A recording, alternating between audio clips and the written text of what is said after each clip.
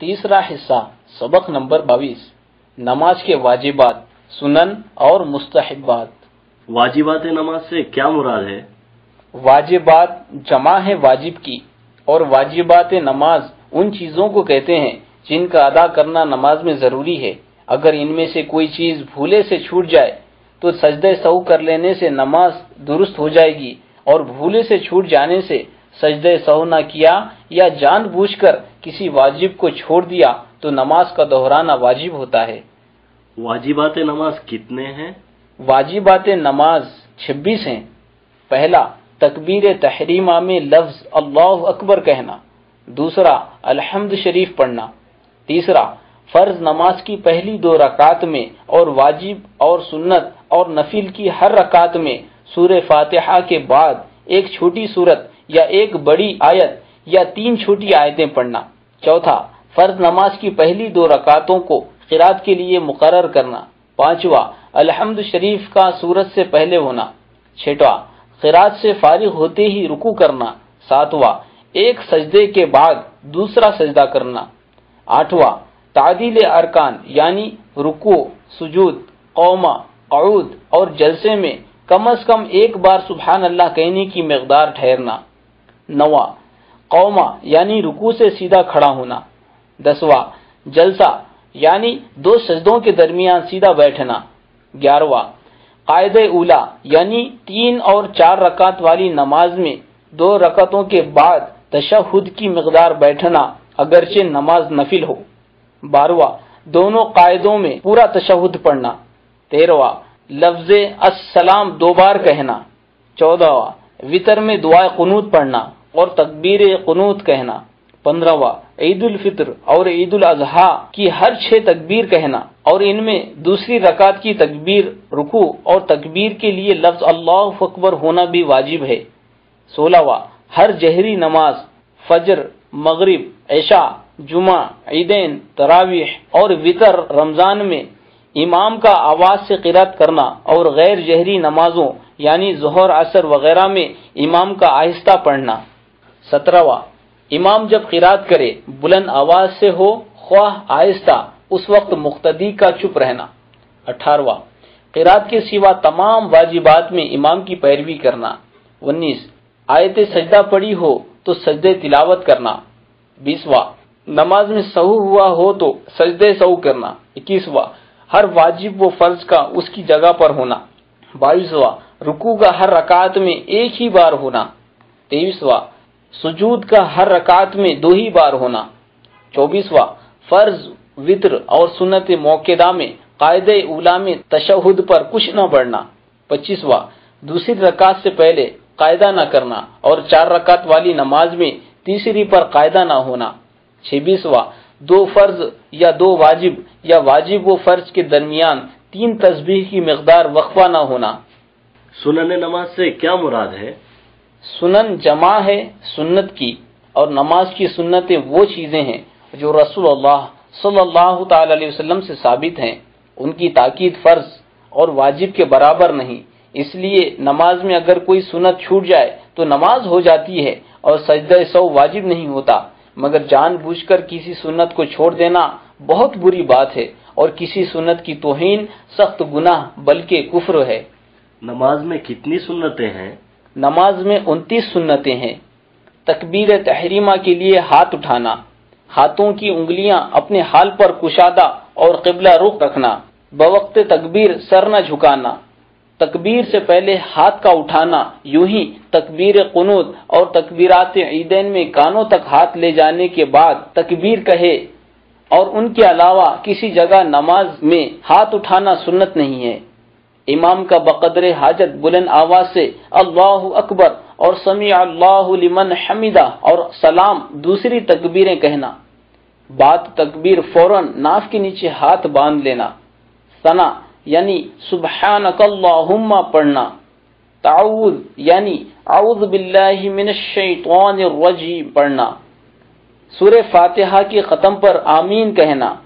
ان سب کا آہستہ ہونا۔ فرض کی پچھلی 2 رکعتوں میں صرف الحمد شریف پڑھنا۔ رکوع کو جاتے وقت اللہ اکبر کہنا۔ رکوع میں کم از کم 3 بار تسبیح یعنی सुबहान रब्बियल अज़ीम पढ़ना। रुकू में घुटनों को हाथ से पकड़ना और उंगलियां खूब खुली रखना। रुकू से उठने में इमाम के लिए समी अल्लाहु लिमन हमीदा कहना और मुक्तदी के लिए रब्बना लकल हम्द कहना और मुनफरिद के लिए तस्मीअ व तमहीद दोनों कहना। रुकू में सर और पीठ को एक सीध में रखना। सजदे के लिए और सजदे से उठने के लिए अल्लाहु अकबर कहना। सजदे में जाते वक्त जमीन पर पहले घुटने रखना, फिर हाथ, फिर नाक और फिर पेशानी, और जब सजदे से उठे तो पहले पेशानी उठाए, फिर नाक, फिर हाथ, फिर घुटने। सजदे में कम से कम 3 बार सुबहान रब्बियल आला कहना। सजदा उस तरह करना कि बाजू करवटों से जुदा हो और पेट रानों से और कलाइयां जमीन से, मगर जब सफ में हो तो बाजू करवटों से जुदा ना हो। दोनों सजदों के दरमियान मिसले तशहुद के बैठना, यानी बायां कदम बिछाना और दाहिना खड़ा रखना और हाथों का रानों पर रखना। सजदों में हाथों की उंगलियां मिली हुई किबले की रूह होना और दोनों पांव की 10 उंगलियों का किबले रूह होना, और ये जब ही होगा कि उंगलियों के पेट जमीन पर लगे हों।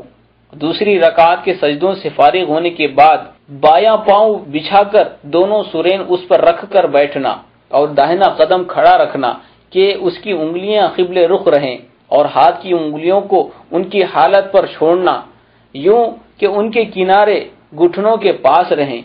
कलमा शहादत पर इशारा करना यूं कि छुंगली उसके पास वाली को बंद करे, अंगूठे और बीच की उंगली का हल्का बांधे और ला पर कलमे की उंगली उठाए और इल्ला पर रख दे और सब उंगलियां सीधी कर ले।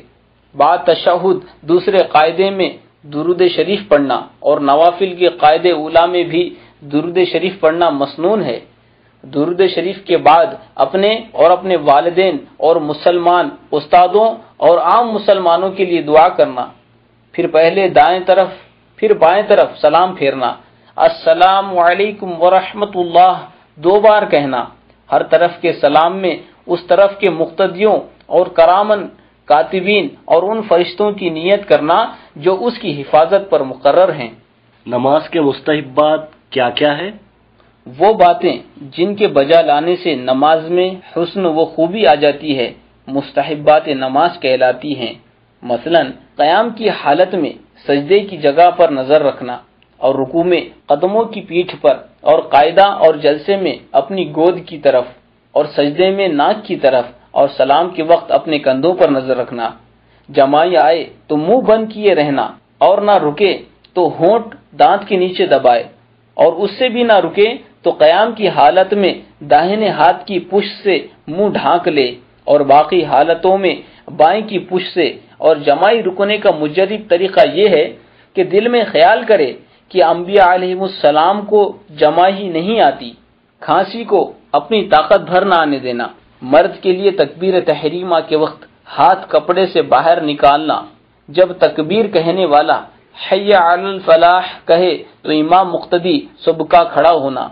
और आजकल जो अक्सर जगह ये रिवाज पड़ गया है कि इकामत के वक्त सब लोग खड़े रहते हैं, बल्कि जब तक इमाम मुसल्ले पर खड़ा ना हो उस वक्त तक तकबीर नहीं कही जाती। ये खिलाफ सुन्नत है।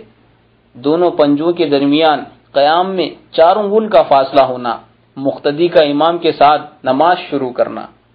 औरत के लिए नमाज में क्या क्या बातें सुन्नत हैं? नमाज में 10 बातें औरत के लिए सुन्नत हैं। पहला, तकबीर तहरीमा में मोंढों तक हाथ उठाना।